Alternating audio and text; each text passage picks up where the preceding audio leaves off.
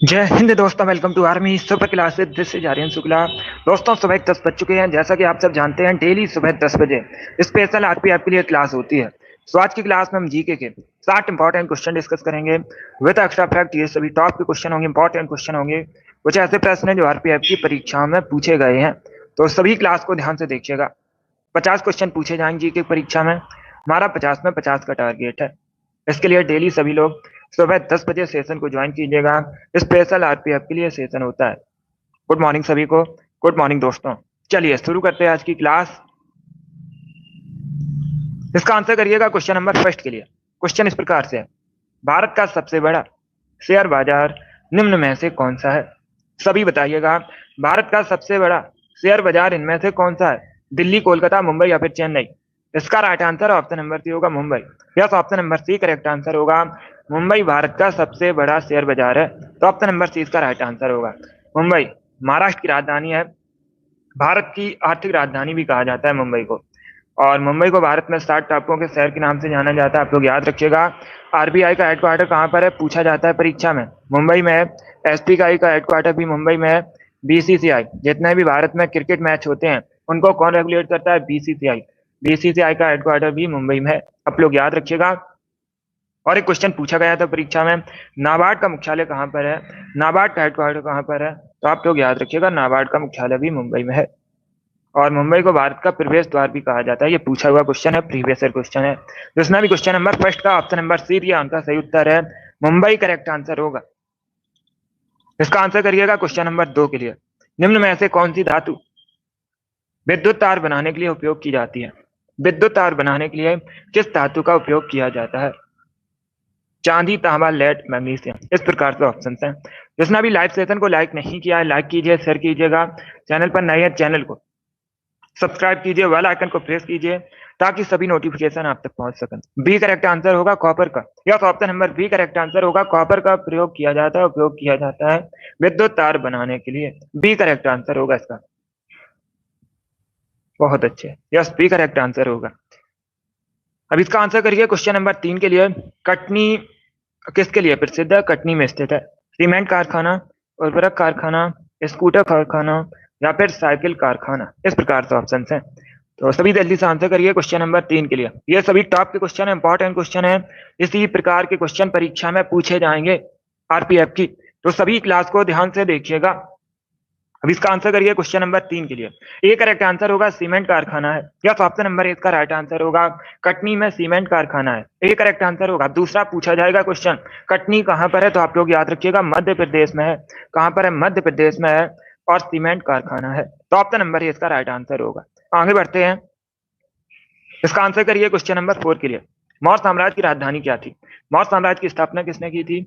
चंद्रगुप्त मौर्य ने की थी, कई बार मैंने आपको बताया है। और मौर्य साम्राज्य के अंतिम शासक पूछे जाए तो बृहद्रथ मौर्य साम्राज्य के अंतिम शासक थे। मौर्य साम्राज्य की राजधानी बताइएगा। सभी जल्दी से आंसर करिए क्वेश्चन नंबर 4 के लिए। पाटलिपुत्र, कुशीनगर, वैशाली या फिर इंद्रप्रस्थ? ए करेक्ट आंसर होगा पाटलिपुत्र। वर्तमान में पटना नाम है। और पाटलिपुत्र मौर्य साम्राज्य की राजधानी थी। ऑप्शन नंबर ए का राइट आंसर है। सभी ने करेक्ट आंसर दिया इस बार आप सभी का राइट आंसर है। ए करेक्ट आंसर होगा, पाटलिपुत्र करेक्ट आंसर होगा। अब इसका आंसर करिए क्वेश्चन नंबर 5 के लिए। भारतीय राजनीतिक व्यवस्था में इनमें से सर्वोच्च है? क्या सर्वोच्च है? सुप्रीम कोर्ट, संविधान, संसद या फिर धर्म? इस प्रकार से ऑप्शन हैं। ये करेक्ट आंसर नहीं होगा। सुप्रीम कोर्ट करेक्ट आंसर नहीं होगा इसका। बी करेक्ट आंसर होगा, संविधान। Yes, option number B correct answer होगा। भारतीय राजनीतिक व्यवस्था में सर्वोच्च संविधान है, तो ऑप्शन नंबर 20 का राइट आंसर होगा। यस, बी करेक्ट आंसर है। बहुत अच्छे। इसका आंसर करिएगा क्वेश्चन नंबर 6 के लिए। आपको बताना है, शरीर में श्वेत रक्त कोशिकाओं का मुख्य कार्य क्या होता है? शरीर में जो श्वेत रक्त कोशिकाएं होती हैं, इनका मुख्य कार्य क्या होता है, ये आपको बताना है। गुड आंसर सभी लोग दीजिए, राइट या रॉन्ग आप लोग आंसर करिएगा। कोई क्वेश्चन नहीं आता है उसे नोट डाउन कर सकते हो। ए करेक्ट आंसर होगा, शरीर को रोगों से बचाना। यस, ऑप्शन नंबर इसका राइट आंसर है। शरीर में जो श्वेत रक्त कोशिकाएं होती हैं, मुख्य कार्य होता है शरीर को रोगों से बचाना। ए करेक्ट आंसर होगा इसका। इसका आंसर करिएगा क्वेश्चन नंबर 7 के लिए। बताइए, गोविंद सागर लेक कहां पर है भारत में? गोविंद सागर लेक भारत में कहां पर है? हिमाचल प्रदेश, पंजाब, राजस्थान या फिर जम्मू कश्मीर में? इसका right answer option number A होगा, हिमाचल प्रदेश में। या तो ऑप्शन नंबर ए का राइट आंसर होगा, हिमाचल प्रदेश में गोविंद सागर लेक है। तो ऑप्शन नंबर इसका राइट आंसर है। अब इसका आंसर करिए क्वेश्चन नंबर 8 के लिए। आपको बताना है अस्थायी लोकसभा अध्यक्ष प्रोटम स्पीकर नियुक्ति कौन करता है। ये अच्छा क्वेश्चन है, पॉलिटी संबंधित क्वेश्चन है। इसका करेक्ट आंसर बताइएगा, प्रोटेम स्पीकर की नियुक्ति कौन करता है। राष्ट्रपति, उपराष्ट्रपति, निवर्तमान लोकसभा अध्यक्ष या फिर निर्वाचन आयोग। इस प्रकार से ऑप्शन हैं। तो सभी इसका आंसर करिए क्वेश्चन नंबर 8 के लिए। गुड।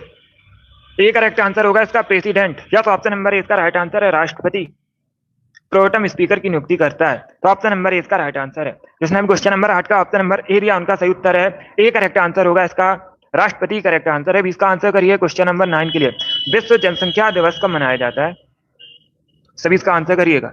विश्व जनसंख्या दिवस कब मनाया जाता है। इसका राइट आंसर क्या होगा। ए करेक्ट आंसर होगा 11 जुलाई को। यस, ऑप्शन नंबर इसका राइट आंसर है। 11 जुलाई को प्रतिवर्ष विश्व जनसंख्या दिवस मनाया जाता है। ए करेक्ट आंसर होगा इसका।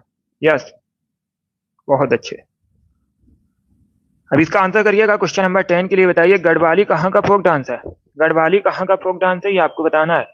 उत्तराखंड, उत्तर प्रदेश, मध्य प्रदेश या फिर गुजरात का। इसका right answer option number A होगा उत्तराखंड का। यस, ऑप्शन नंबर ए इसका राइट आंसर है। उत्तराखंड का लोक नृत्य है गढ़वाली। ए करेक्ट आंसर होगा। मध्य प्रदेश करेक्ट आंसर नहीं होगा, उत्तराखंड का लोक नृत्य है। इसका आंसर करिए क्वेश्चन नंबर 11 के लिए। What is the full form of FM. FM का पूरा नाम क्या होता है। एफएम का फुल फॉर्म आपको बताना है।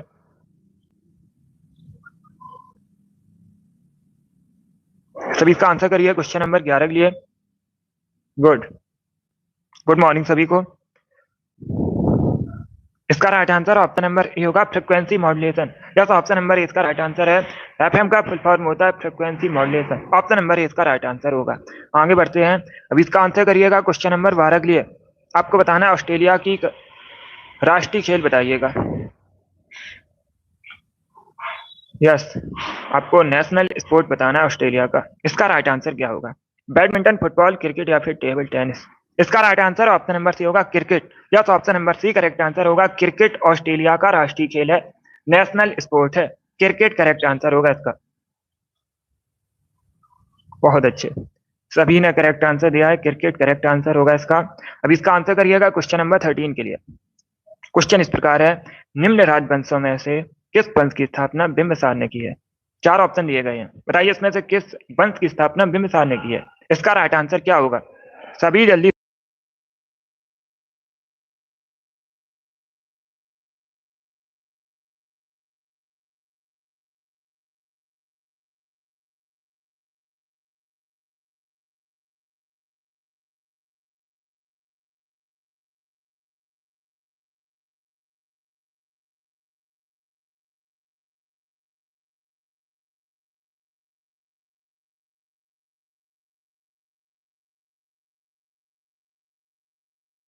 इसका आंसर करिएगा क्वेश्चन नंबर 13 के लिए। आपको बताना है किस पंथ की स्थापना बिंबिसार ने की है।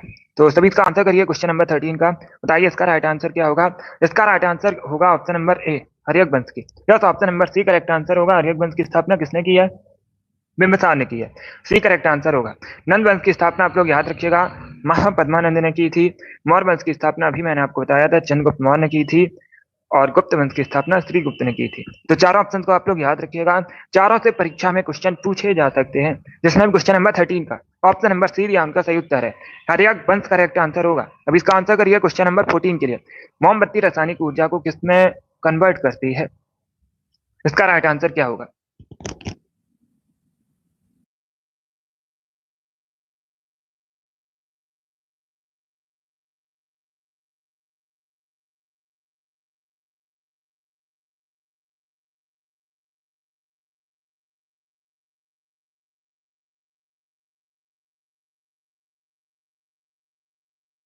फोर्टीन है। इसका राइट आंसर बताइएगा। जो मोमबत्ती है रासायनिक ऊर्जा को किसमें बदलती है। इसका right answer option number C होगा, ऊष्मा और प्रकाश ऊर्जा। यस, ऑप्शन नंबर सी इसका राइट आंसर होगा।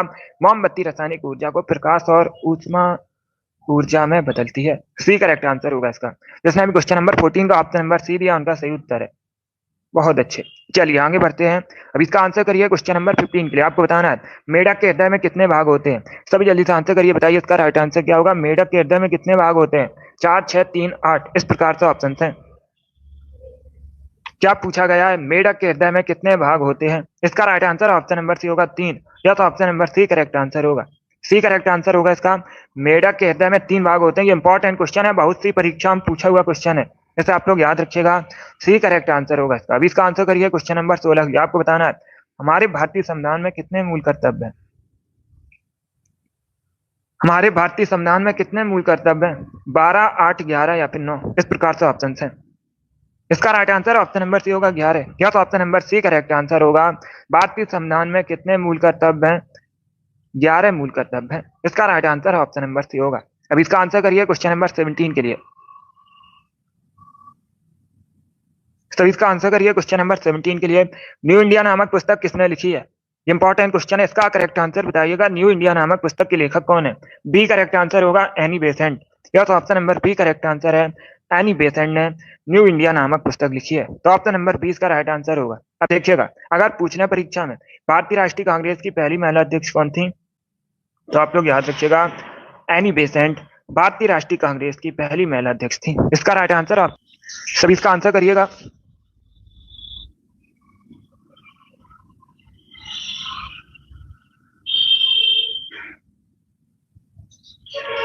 क्वेश्चन नंबर 18 के लिए आंसर करिए। क्वेश्चन इस प्रकार है, विश्व में सबसे लंबी किस देश की तट रेखा है?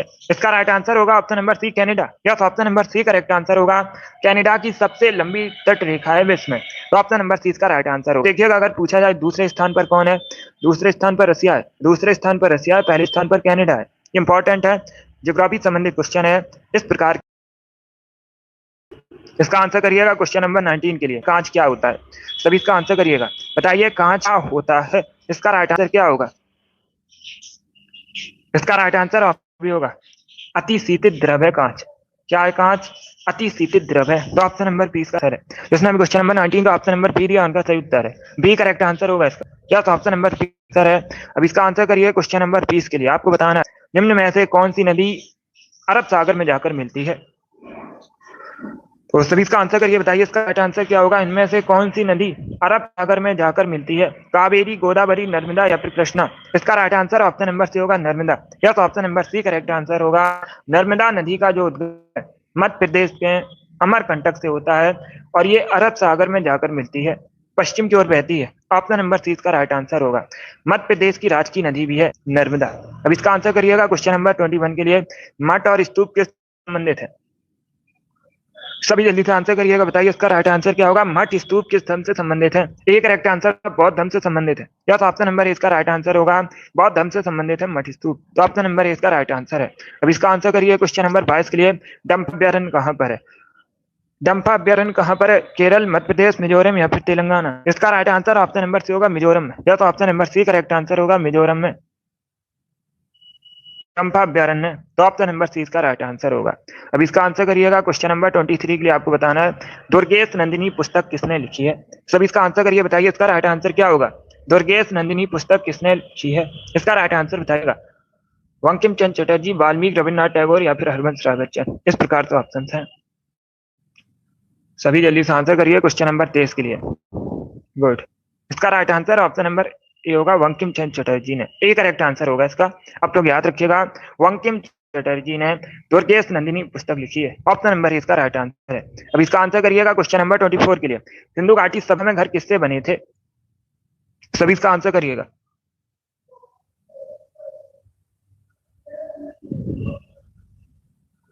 यस, जो खंबात की खाड़ी है अरब सागर में है। अगर ऑप्शन में खंबात की खाड़ी या फिर अरब सागर कोई भी लिखा है तो उसे भी टिक कीजिएगा।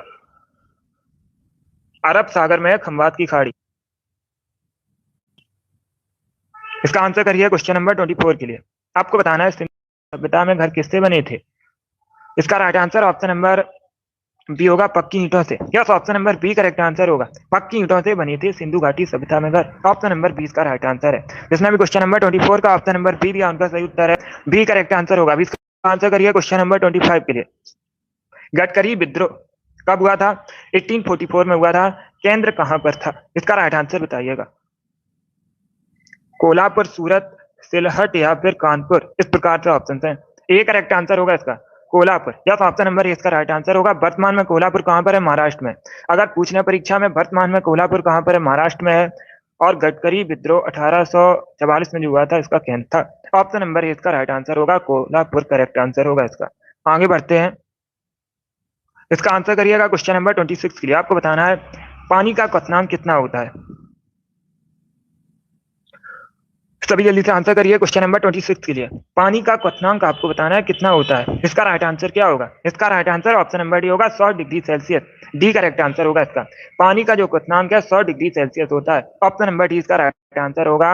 अब इसका आंसर करिए क्वेश्चन नंबर 27 के लिए। की राजधानी बताइए क्या थी। अगर पूछा जाए पालवंश की स्थापना किसने की थी, तो आप लोग याद रखिएगा पाल ने पालवंश की स्थापना की थी, संस्थापक थे। और इसका right answer option number A होगा, Munger. Yes, option number A इसका राइट आंसर होगा। पाल वंश की राजधानी मुंगेर थी। ऑप्शन नंबर ए इसका राइट आंसर होगा। बहुत अच्छे, तो सभी इसका राइट आंसर दिया। ऑप्शन नंबर ए इसका राइट आंसर होगा। अब इसका आंसर करिए क्वेश्चन नंबर 28 के लिए। इंदौर के होलकर राजवंश की स्थापना किसने की थी? ये इतिहास से संबंधित क्वेश्चन है। सभी जल्दी से आंसर करिए, बताइए इंदौर का जो होलकर राजवंश थी स्थापना किसने की थी? शिवाजी ने, मल्हार राव ने, बाजीराव ने, या फिर नन ऑफ दीज? इसका right answer option number B होगा, मल्हार राव ने। बी करेक्ट आंसर होगा इसका। मल्हार राव ने इंदौर के होलकर राजवंश की स्थापना की थी। बी इसका राइट आंसर होगा। अब इसका आंसर करिए क्वेश्चन नंबर 29 के लिए। पृथ्वी पर सबसे गहरा गर्त कौन सा है? सी करेक्ट आंसर होगा, मैरियाना गर्त। Yes, option number C correct answer होगा। मैरियाना गर्त पृथ्वी पर सबसे गहरा गर्त है, तो ऑप्शन नंबर सी का राइट आंसर होगा। अब दूसरा क्वेश्चन पूछा जाएगा परीक्षा में। क्या क्वेश्चन पूछा जाएगा दूसरा परीक्षा में? ये जो मैरियाना गर्त है सबसे गहरा गर्त, ये किस महासागर में है? तो आप लोग याद रखिएगा पैसिफिक ओशियन में है, प्रशांत महासागर में है। ऑप्शन नंबर 30 का राइट आंसर होगा। अभी इसका आंसर करिए क्वेश्चन नंबर 30 के लिए। न्यूयॉर्क किस नदी के किनारे स्थित है? न्यूयॉर्क यूएसए का एक नगर है, यूएसए का एक शहर है। किस नदी के किनारे बसा है? हडसन नदी के किनारे बसा है। ऑप्शन नंबर ए इसका राइट आंसर होगा। हडसन नदी के किनारे बसा है न्यूयॉर्क, और यूएसए का एक नगर है। ऑप्शन नंबर ए इसका राइट आंसर होगा। अब इसका आंसर करिए सभी जल्दी से आंसर करिए क्वेश्चन नंबर 31 के लिए। इंपॉर्टेंट क्वेश्चन है। क्वेश्चन इस प्रकार है, भारत सरकार द्वारा पर्यावरण संरक्षण अधिनियम कब पारित किया गया? इसका राइट आंसर क्या होगा? तो सभी इसका आंसर करिए क्वेश्चन नंबर 31 के लिए। बताइए इसका राइट आंसर क्या होगा? इसका right answer option number D होगा, 1986 में, 1986 में। क्या करेक्ट आंसर होगा? ऑप्शन नंबर डी इसका राइट आंसर होगा। 1986 में भारत सरकार द्वारा पर्यावरण संरक्षण अधिनियम पारित किया गया था। ऑप्शन नंबर डी इसका राइट आंसर होगा। अब इसका आंसर करिएगा क्वेश्चन नंबर 32 के लिए। आपको बताना है प्रियदर्शिका पुस्तक किसने लिखी है? प्रियदर्शिका पुस्तक बताइए किसके द्वारा लिखी गई है? कालिदास, तुलसीदास, चाणक्य, या फिर हर्षवर्धन? 32 है क्वेश्चन नंबर 32। अब इसका आंसर करिएगा। गुड, डी करेक्ट आंसर होगा, हर्षवर्धन ने। यह ऑप्शन नंबर डी इसका राइट आंसर है। प्रियदर्शिका नामक पुस्तक हर्षवर्धन ने लिखी है, तो ऑप्शन नंबर डी इसका राइट आंसर होगा। अब इसका आंसर करिए क्वेश्चन नंबर 33 के लिए। माधव राष्ट्रीय उद्यान आपको बताना है कहां पर है। माधव राष्ट्रीय उद्यान मध्य प्रदेश में है। ऑप्शन नंबर इसका राइट आंसर होगा, मध्य प्रदेश में है माधव राष्ट्रीय उद्यान। 34 के लिए आंसर करिएगा। निम्न में से जल जनित रोग कौन सा है? इसमें बताइएगा जल जनित रोग कौन सा है। बी करेक्ट आंसर होगा, हैजा। Yes, option number B correct answer होगा। हैजा एक जल जनित रोग है, तो ऑप्शन नंबर बी इसका राइट आंसर होगा। अब इसका आंसर करिए क्वेश्चन नंबर 35 के लिए। आपको बताना है किस विटामिन का केमिकल नेम राइबोफ्लेविन होता है? इसका राइट आंसर क्या होगा? राइबोफ्लेविन किस विटामिन का केमिकल नेम है? विटामिन के, विटामिन सी, विटामिन B2, या फिर विटामिन B12? इस प्रकार से ऑप्शन है, तो सभी इसका आंसर करिए। बताइए इसका राइट आंसर क्या होगा? क्या करेक्ट आंसर होगा? इसका right answer option number B होगा, सॉरी सी होगा, vitamin B12। Option number C इसका राइट आंसर है।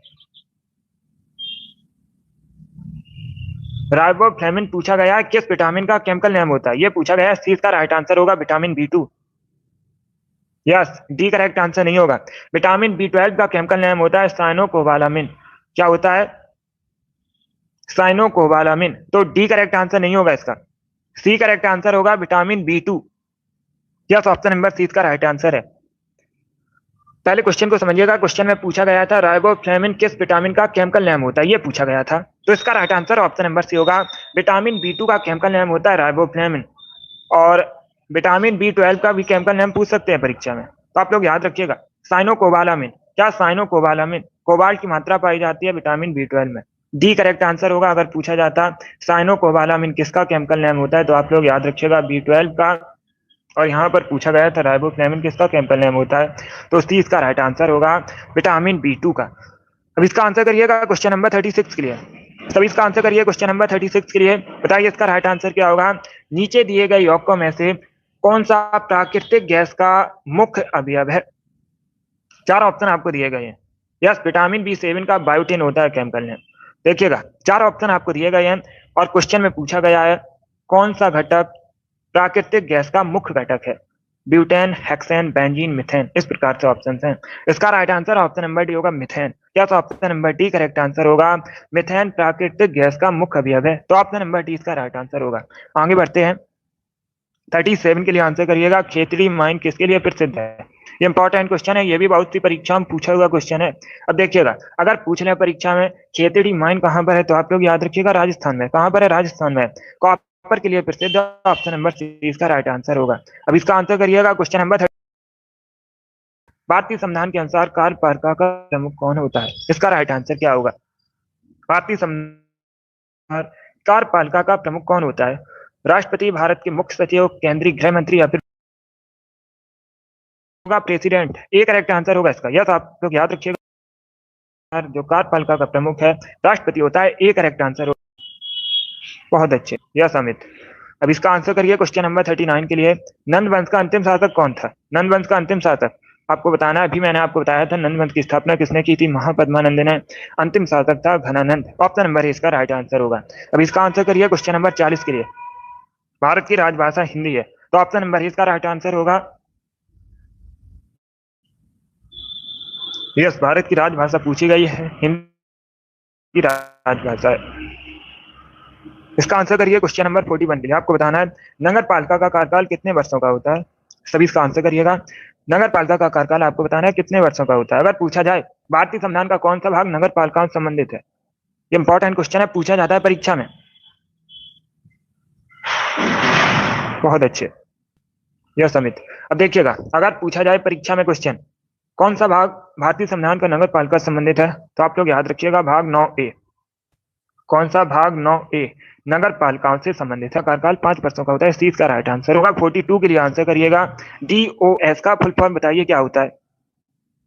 सभी इसका आंसर करिएगा, बताइए इसका राइट आंसर क्या होगा। DOS का आपको फुल फॉर्म बताना है। इसका right answer option number C होगा, डिस्क ऑपरेटिंग सिस्टम। क्या करेक्ट आंसर होगा। सी इसका राइट आंसर होगा। DOS का फुल फॉर्म होता है disk operating system. C correct answer होगा। अब इसका आंसर करिए क्वेश्चन नंबर 43 के लिए। टेस्ट ऑफ माई लाइफ तक किसने लिखी है। टेस्ट ऑफ माई लाइफ पुस्तक युवराज सिंह ने लिखी है। सी इसका राइट आंसर होगा। युवराज सिंह भारतीय क्रिकेटर है, इन्होंने टेस्ट ऑफ माई लाइफ पुस्तक लिखी है।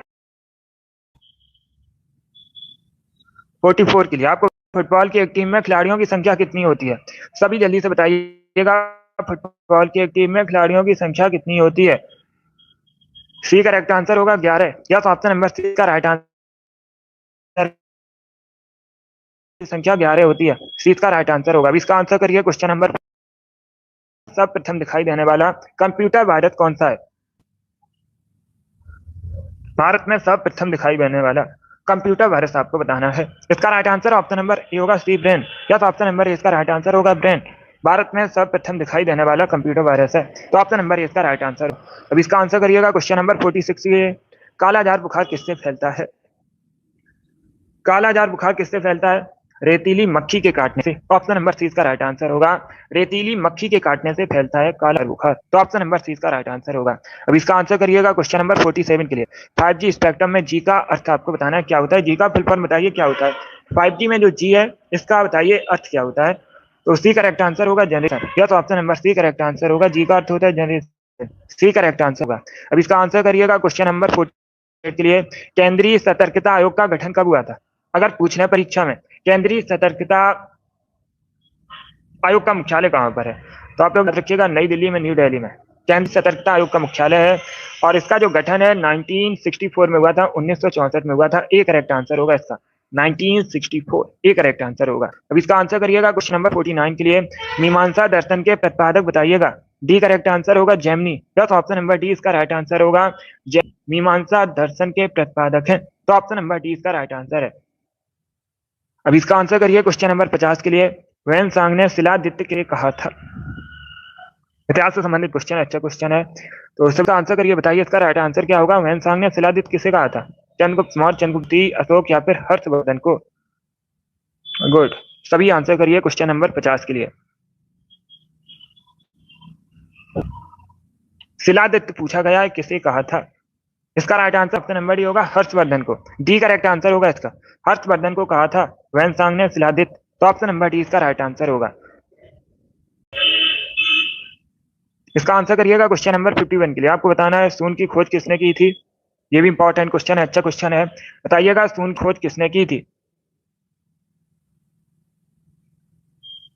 वराहमिहिर, आर्यभट्ट, भास्कर या फिर नन ऑफ दीज? इसका right answer option number B होगा, आर्यभट्ट ने। यस, बी करेक्ट आंसर होगा, आर्यभट्ट ने सबसे पहले शून्य की खोज की थी। अब इसका आंसर करिएगा क्वेश्चन नंबर 52 के लिए। जनसंख्या के अध्ययन को क्या कहते हैं? जनसंख्या के अध्ययन को जनांकिकी कहते हैं। ये पूछा हुआ क्वेश्चन है, सीपीओ की परीक्षा में पूछा गया था, बिल्कुल इसी प्रकार से। तो आप लोग याद रखिएगा, जनसंख्या अध्ययन को जनांकिकी कहते हैं। 53 के लिए आंसर करिएगा, डॉक्टर सलीम अली पक्षी अभ्यारण्य आपको बताना है कहां पर है। इसका राइट आंसर ऑप्शन होगा गोवा में। Yes, option number C correct answer होगा, भारत के गोवा में डॉक्टर सलीम अली पक्षी अभ्यारण्य। तो इस का राइट आंसर है। इसका आंसर करिएगा क्वेश्चन नंबर 54 के लिए। नई राजनीतिक पार्टियों को मानता कौन प्रदान करता है? इसका राइट आंसर क्या होगा? नई राजनीतिक पार्टियां हैं जो, उनको मानता कौन प्रदान करता है? प्रधानमंत्री, चुनाव आयोग, राष्ट्रपति, फिर पार्लियामेंट? इसका right answer option number B होगा, चुनाव आयोग। या तो option number B correct answer होगा, चुनाव आयोग नई राजनीतिक पार्टियों को मान्यता प्रदान करता है। बी करेक्ट आंसर होगा। अब इसका आंसर करिए क्वेश्चन नंबर 55 के लिए। मधुमलाई राष्ट्रीय उद्यान कहां पर है? सभी जल्दी से आंसर करिए, बताइए इसका राइट आंसर क्या होगा। मधुमलाई राष्ट्रीय उद्यान कहां पर है? उत्तराखंड, तमिलनाडु, असम या फिर गुजरात में? इसका right answer option number B होगा, तमिलनाडु। या तो option number B correct answer होगा, तमिलनाडु में मधुमलाई राष्ट्रीय उद्यान है। इंपॉर्टेंट क्वेश्चन है, बहुत सी परीक्षा में पूछा हुआ क्वेश्चन है, आरपीएफ की भी परीक्षा में पूछा गया था प्रीवियस ईयर क्वेश्चन। तो 20 का राइट आंसर होगा तमिल, करेक्ट आंसर होगा। 56 के लिए आंसर करिएगा, बताइए किस प्रदेश का भौगोलिक उपनाम सोया प्रदेश है? सोया प्रदेश भारत में किसे कहा जाता है?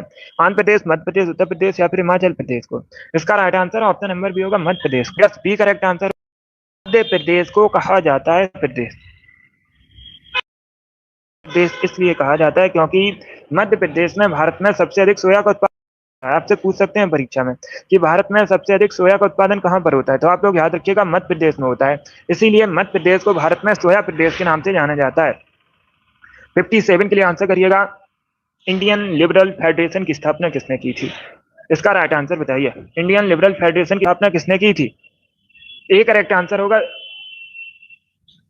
सुरेंद्र नाथ बनर्जी ने। यस, ए करेक्ट आंसर होगा, सुरेंद्र नाथ बनर्जी ने इंडियन लिबरल फेडरेशन की स्थापना की थी। तो ऑप्शन नंबर इसका राइट होगा। आगे बढ़ते हैं, 58 के लिए आंसर करिएगा, धमेक स्तूप भारत में कहां पर स्थित है?